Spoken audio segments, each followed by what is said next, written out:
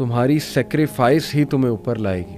اس لیے جو بھی کام اللہ کے لیے چھوڑو گے, کوئی حرام کام ہے, کوئی بری عادت ہے, اور اس محنت کرو گے, اللہ سے دعا کرو گے, ضرور اللہ کی مدد آئے گی, اور ضرور اللہ تعالیٰ تمہیں وہاں سے دے گا کہ تمہارا بھی گمان نہیں جاتا. آج اپنا مزدوروں میں نام لکھوا لیں کہ اللہ سبحانہ تعالیٰ جی I want to do something, اور کرنے کی توفیق بھی اللہ سے ہی مانگ لیں کہ اللہ سبحانہ تعالیٰ جی میں آپ کا اچھا سچا صاف ستھرا بندہ بننا چاہتا ہوں, لیکن ہمت طاقت قوت نہیں ہے. اللہ سبحانہ تعالیٰ جی اس کی ہمت قوت اور طاقت بھی آپ ہی عطا فرماتے ہیں. تو اللہ سے مانگ لیں, اللہ سے مانگ لینی چاہیے. جتنے آپ نے واقعات سنائے نا, اللہ نے ان کا دل مضبوط کر دیا. ان لوگوں ان کو یقین ہو گیا اللہ رسول کے وعدوں کا. ہمارا نا یقین میں سمجھتا ہوں کم ہے, ہم گھبرا جاتے ہیں, بے چین ہو جاتے ہیں, ہمیں 2 دن دعا قبول نہ ہو, ہمیں نا اللہ پہ شک ہونے لگ جاتا ہے. نعوذ باللہ نعوذ باللہ. نوجوان طبقہ ہے وہ یقین کی طرف آئے. اللہ رسول کے وعدے بے شک سچے ہیں, اور بس ان پہ ہم یقین کر لیں, اور اس کے بعد ہم دیکھیں کہ ہماری لائف کتنی خوبصورت بن جائے گی. اور جو بھی انسان اللہ سبحانہ و تعالیٰ کے لیے کچھ چھوڑے گا تو اللہ اس کا بہترین متبادل ہوگا. تو کنٹینیو وارث بھائی, یوتھ کو نا میں ہمیشہ بتاتا ہوں کہ دیکھو, اگر آپ مجھ سے پوچھیں نا کہ سیرت میں سب سے بڑے لیسنز کیا ہیں رسول اللہ کی سیرت میں, تو میں کہتا ہوں ایک اینڈیورنس یعنی ثابت قدمی, اور دوسرا سیکریفائس قربانی. یعنی دنیا میں جتنے بھی لوگ گزرے نا جنہوں نے کچھ بہت بڑا کیا, انہوں نے یہ دونوں چیزیں, ایک ثابت قدم رہے ہیں وہ, دوسرا ایک قربانی دی ہے. صحابہ کی آپ قربانیاں دیکھ لیں ماشاءاللہ.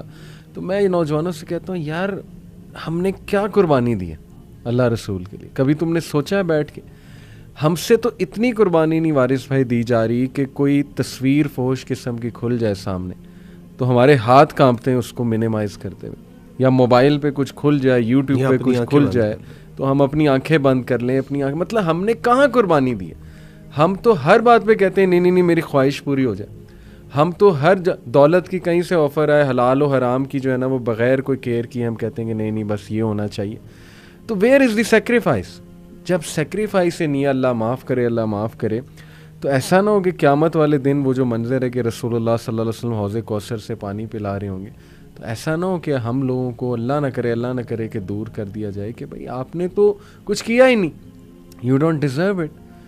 تو آئی تھنک کہ that's a very scary thought, اور میں چاہتا ہوں وارث بھائی کہ نوجوانوں کو اسپیشلی ہم اس بات پہ توجہ دلائیں کہ پلیز تمہاری سیکریفائس ہی تمہیں اوپر لائے گی.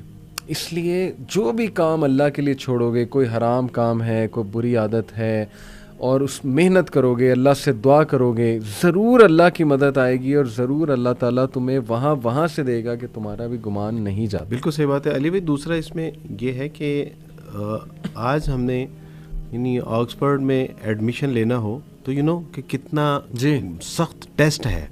آج اگر او لیول اے لیول کرنا ہو, ایون دو کہ کسی فارن کنٹری میں انٹری کے لیے کتنے سخت مراحل سے گزرنا پڑتا ہے اس کی انٹری کے لیے. بالکل. اور اللہ کی جنت میں انٹری کے لیے اللہ ہم سے کوئی جو ہے وہ آزمائش نہیں لیں گے, یا اللہ ہمیں ٹیسٹ نہیں کریں گے, یہ نہیں ہو سکتا. تو بالکل آپ کا وہ پوائنٹ جو ہے بالکل ٹھیک ہے کہ یہ سیکریفائی تو کرنا پڑے گا, قربانی دینی پڑے گی, امتحان سے گزرنا پڑے گا. اور پھر اللہ سبحانہ تعالیٰ سے زندہ قرآن, کیا ان لوگوں نے یہ سمجھ لیا کہ یہ ایسے ہی جنت میں داخل کر دیے جائیں گے اور تمہیں کسی آزمائش سے نہیں گزارا جائے گا. تو پھر اللہ سبحانہ تعالیٰ نے آگے جو اس کا ایک آیت کا مفہوم ہے وہ یہ ہے کہ اللہ چاہتے ہیں کہ سچوں کو الگ کر دیں اور جھوٹوں کو الگ کر دیں. تو اللہ نہیں چاہتے کہ جب ہم یعنی جنت میں جائیں تو ہمارے ساتھ غلط ملت قسم کے لوگ بھی ہوں. تو ہمیں اس پہ ریلائی کرنا چاہیے کہ الحمدللہ اللہ ہمارے ساتھ اچھے لوگوں کو شامل کرنا چاہتا ہے, اس لیے میرا اللہ ہمیں آزمائش کر رہے ہیں اور دوسروں کی. اور یہ بھی بڑا امپورٹنٹ پوائنٹ آپ نے بار بار مینشن کیا وارث بھائی کہ ہم دنیاوی کاموں میں تو بہت محنت کرتے ہیں, لیکن جب دین کی باری آتی ہے نا, ہمارا ایٹیٹیوڈ یہ ہوتا ہے کہ بس جی میرے لیے دعا کریں, اللہ ہدایت دے.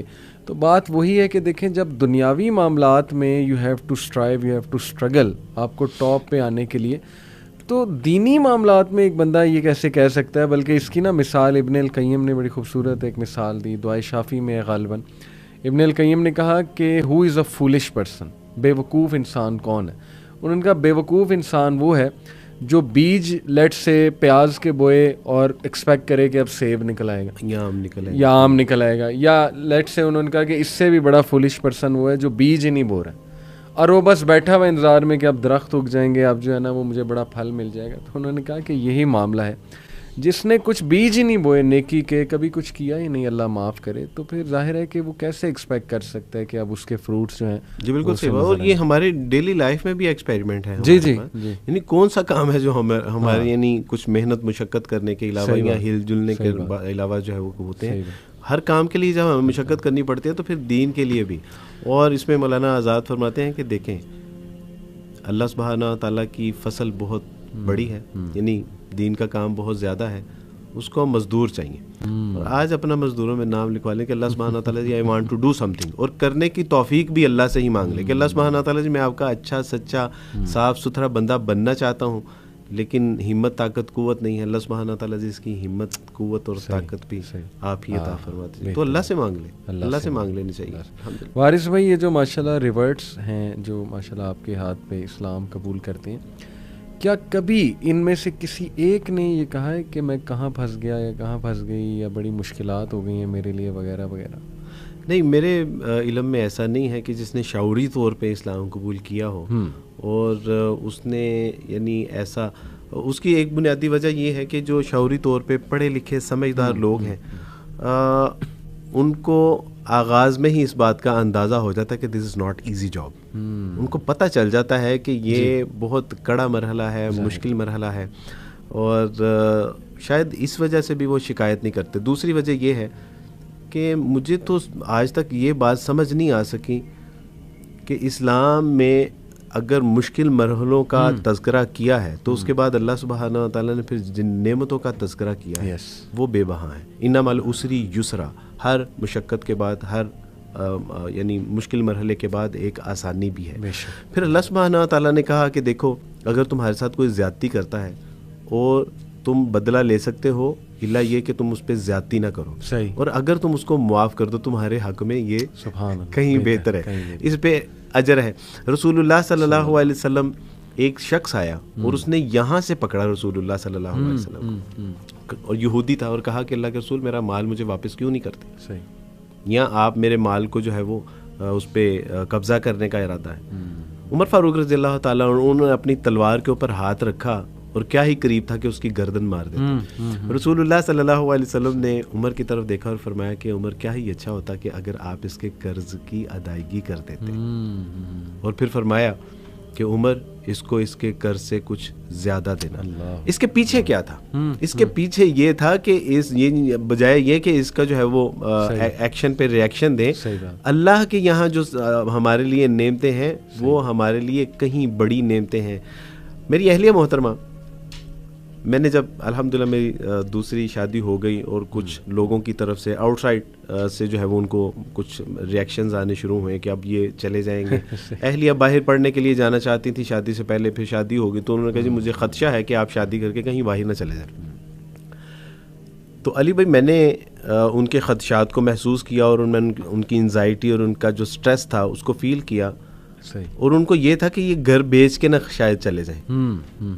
تو میں باہر گیا, ڈاکومنٹس بنوائے اور ڈاکومنٹس میں نے لا کے ان کو دیے, اور اس میں لکھا ہوا تھا کہ یہ گھر میں اپنی اہلیہ محترمہ کو گفٹ کر رہا ہوں. اچھا, اللہ کی توفیق سے میں نے یہ لکھوایا, اور جب میرے بچے بڑے ہو جائیں گے تو یہ ان سب میں تقسیم بھی کر دیں گے اور میں اس سے دستبردار ہوتا ہوں. گھر آیا, میں نے اپنے بیٹے اور بیٹی کو سب کو بٹھایا, ان کی اہلیہ کو, میں نے کہا جی یہ گھر میں نے آپ کو گفٹ کر دیا. اور میں نے بچوں کو بتایا کہ یہ میں نے اس لیے کیا ہے کہ رسول اللہ صلی اللہ علیہ وسلم کا ارشاد مبارک ہے, حدیث کا مفہوم ہے کہ جس نے لڑائی اور جھگڑے سے بچنے کے لیے اپنا حق بھی چھوڑ دیا, یہاں تک کہ اس کے اوپر حق تھا, تو میری طرف سے جنت میں ایک گھر کی ضمانت ہے. میں نے کہا میں نے اپنا اللہ کی جنت میں اپنا گھر پکا کروا لی. کیا بات ہے, ماشاءاللہ, کیا. اب آپ سمجھ رہے ہیں نا, یعنی کچھ زیادتی اگر ہو بھی رہی ہے, ہم سے چھوٹ بھی رہا ہے, مال جا بھی رہا ہے, تو اس کا ریوارڈ دیکھیے اللہ اور اس کے رسول صلی اللہ علیہ وسلم کی طرف سے کتنا بڑا ہے.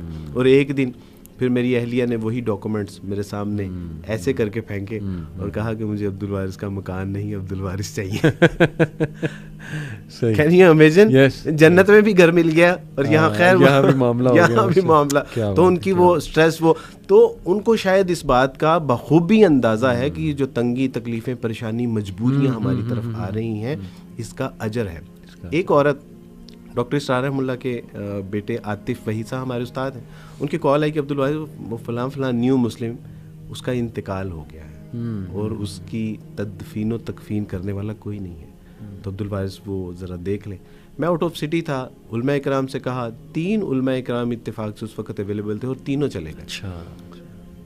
علی بھائی چوتھا فرد نہیں تھا اس کی میت اٹھانے کے لیے. ان کے رشتہ داروں سے کہا تو انہوں نے کہا کہ جو عورت ساری زندگی ہمارے ساتھ جنگ و جدل کرتی رہی, اسلام اور عیسائیت کی جنگ لڑتی رہی, آپ ہمیں کہہ رہے ہیں کہ ہم اس کی میت کو کندھا دے دیں؟ امپاسبل. باہر سے ڈرائیور کو بلایا اور تب جا کے اس کی میت اٹھانے کے لیے 4 فرد تھے. نہیں, اتنی بڑی بڑی قربانیاں بھی لوگوں نے دی ہیں, اتنا بڑا بڑا سیکریفائی بھی کیا ہے. انہوں نے اف تک نہیں کی, آہ نہ کر لبوں کو سی, یہ عشق ہے دل لگی نہیں, آگے قدم سینے پہ تیر کھائے جا, آگے قدم بڑھائے جا. تو یہ سچی بات ہے کہ میرے علم میں تو ایسا کوئی نہیں ہے, آپ کے علم میں ہو تو میں اس سے ملنا چاہوں گا کہ میاں Islam. It's all about belief. Waris بھائی دیکھیں, جتنے آپ نے واقعات سنائے نا, اللہ نے ان کا دل مضبوط کر دیا ان لوگوں کا. ان کو یقین ہو گیا اللہ رسول کے وعدوں کا. ہمارا نا یقین میں سمجھتا ہوں کم ہے, ہم گھبرا جاتے ہیں, بے چین ہو جاتے ہیں, ہمیں 2 دن دعا قبول نہ ہو, ہمیں نا اللہ پہ شک ہونے لگ جاتا ہے, نعوذ باللہ نعوذ باللہ. تو یہ ساری میں سمجھتا ہوں یقین کی کمی ہے. یہ جو لوگ ہیں ماشاءاللہ, جیسے میں آپ کو بتاؤں ہیرکولیس, اس نے آپ کو وہ واقعہ پتہ ہوگا, ابو سفیان رضی اللہ تعالیٰ عنہ, ان کو بلا کر کچھ سوالات کیے تھے. تو ان میں سے ایک سوال یہ تھا کہ اچھا یہ بتاؤ کہ یہ جو شخص جو اپنے آپ کو نبی کہہ رہا ہے, اس کے فالوورز جب اس کے دین میں مذہب میں آ جاتے ہیں تو کیا واپس جاتے ہیں؟ تو انہوں نے کہا کہ کٹنے کے لیے مرنے کے لیے تیار ہو جاتے ہیں لیکن واپس نہیں جاتے. تو اس نے کہا یہ لائٹ آف ایمان ہے اور یہ نشانی ہے کہ وہ بندہ حق پہ جو انبیاء ان کی بالکل ان کے فالوورز کی نشانی ہے. تو دیکھیں یہ جو بلیف ہے نا, اس کو ریوائیو کرنا امت مسلمہ میں وارث بھائی میں سمجھتا ہوں یہ نیڈ آف دی آور ہے. ہمارے لوگوں کا نا شاید نیکی سے ایمان اٹھ چکا ہے. ٹھیک ہے, انہیں باتیں بہت پتہ ہیں کہ آخرت میں یہ ملے گا, ایسے ہوگا, اللہ کے لیے کچھ چھوڑو گے بہترین ملے گا, لیکن کیوں نہیں کیا جا رہا؟ کیونکہ وہ کہیں نہ کہیں یقین کی کمی ہے. And it's all about belief میں سمجھتا ہوں وارث بھائی. کیونکہ مجھے وہ ایک واقعہ بھی یاد ہے کہ ابن القیم رحمہ اللہ کے پاس ایک شخص آیا, اس نے کہا کہ جی آپ نے مجھے کہا تھا اعوذ باللہ پڑھو تو وسوسے نہیں آئیں گے, شیطان جو ہے وہ بھاگ جائے گا وغیرہ وغیرہ. اس نے کہا میں تو بہت پڑھتا ہوں پھر بھی آتے ہیں. تو انہوں نے بڑی کمال مثال دی. انہوں نے کہا کہ یہ تو اگر میں ایک تلوار وہ بچے کے ہاتھ میں دے دوں تو بچہ اس تلوار سے کتنا نقصان کر لے گا. وہی تلوار میں ایک بڑے اسٹرانگ انسان کے ہاتھ میں دے دوں, جنگجو ٹائپ انسان, تو سوچیں کہ وہ کیا کمبینیشن ہوگا. تو انہوں نے کہا تلوار تو تمہارے پاس ہے, اعوذ باللہ اور یہ اذکار اور یہ ساری باتیں, لیکن تمہارا اپنا اعتقاد, اپنا بلیف اتنا کم ہوا ہے کہ تم خود شک میں ہو کہ پتہ نہیں اس سے میرا کام ہوگا کہ نہیں ہوگا. تو ذرا اس کو بڑھاؤ, اپنے یقین کو بڑھاؤ, اپنے اعتقاد کو بڑھاؤ. تو علی حجاج بن یوسف ایک بار خانہ کعبہ کے آگے سے گزرے, یہ تاریخی واقعات میں سے یہ آتا ہے. تو ایک شخص کو دیکھا اس نے جو رو رو کے اللہ سے دعائیں کر رہا تھا کہ اللہ سبحانہ و تعالیٰ جی میری بینائی مجھے لوٹا دیجیے. کہا کہ میں پچھلے سال بھی آیا تھا, اس سے پچھلے سال بھی آیا تھا, تو میں نے 3 سال تمہیں دیکھا ہے کہ یہاں تم بینائی کی دعائیں کر رہے تھے. تو انہوں نے کہا کہ میں ذرا تھوڑا آگے کام جا رہا ہوں, واپسی تک اگر تمہاری دعا قبول نہ ہوئی تو اپنی تلوار سے تمہاری گردن اتار دوں گا. اچھا. جب وہ واپس آئے تو اس کی بینائی واپس لوٹ چکی تھی. یعنی اب اس کو اس بات کا یقین بھی تھا اور خوف بھی تھا کہ اللہ سبحانہ و تعالیٰ جی پہلے تو آنکھیں نہیں تھیں, اب اگر آپ نے مجھے آنکھیں نہ عطا فرمائی تو میری جان بھی جائے گی. یعنی اس کے اندر وہ ایک مانگنے کا ایک جو ہے نا وہ جذبہ بڑھ گیا.